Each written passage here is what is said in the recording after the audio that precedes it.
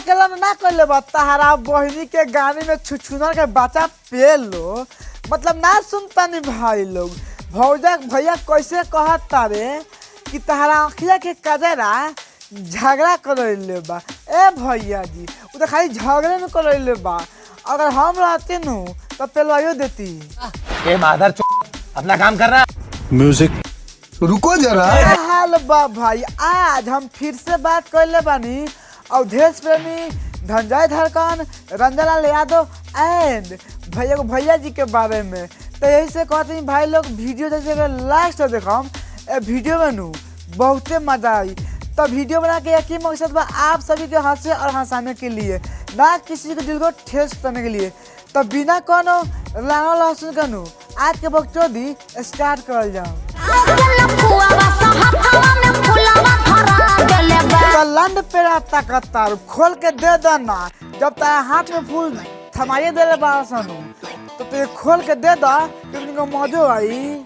सच में अरे दादा ही रे दा तोरा अखिया के काजरा जान झगड़ा करा देले बा।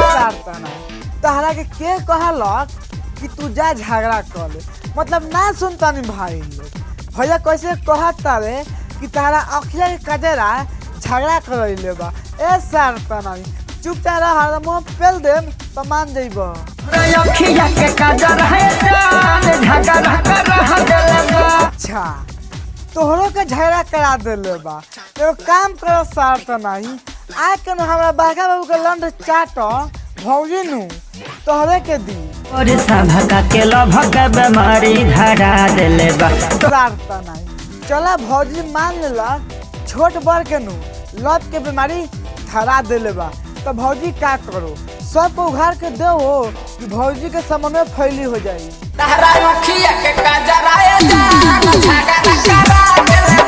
अरे बुढ़ छुछुनर वाह का सारवा गाना गोइले बा कि तहरा अखिया के काजरा झगड़ा करा देले बा। ए सार तना तो काम कर न करो आके हम लंड चाटा ना तहरा बड़ी मजा आए।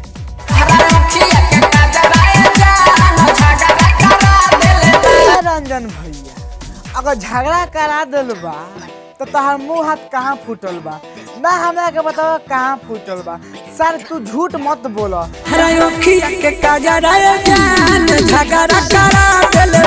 अरे सर तो नहीं बा तोहरो से झगड़ा हो गल बा। ए सर तो नहीं जब सबसे झगड़ा हो गल बा तो कहाँ कोनो सर का ना मुँह फूटल बा आ ना लंड टूटल बा। कोनो को मुँह फूटी आ लंगड़ा टूटित नु तबे सर पता लगी कि लड़की के चक्कर में नु झगड़ा भइल बा।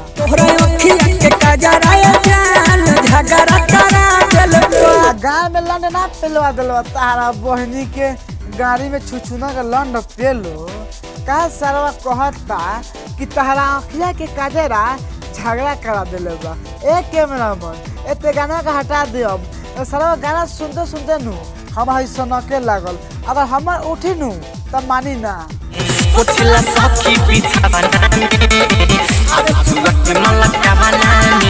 अरे तारा बहनी के गाड़ी में छावटा पेलो वाह का भौजी कहता कि पोछेला माल बिछौना में ना जाने चुआ के आवेला कावना में। ए भौजी तारा पता नहीं के तारा दीदे घरे में पेल के आवेला। तो बस भाई आज के वीडियो यही पर रखा। अगर वीडियो तो नहीं लोग थोड़ा भी अच्छा लगा होई तो लाइक कर देम, शेयर कर देम और कमेंट करके बताएं कि वीडियो कैसा लगा। और एक बात और भाई आज से संडे क्यों नहीं आने वाला है तो प्लीज़ आप लोग कमेंट कीजिए और अपना सवाल का जवाब लीजिए, हम देंगे। बाय।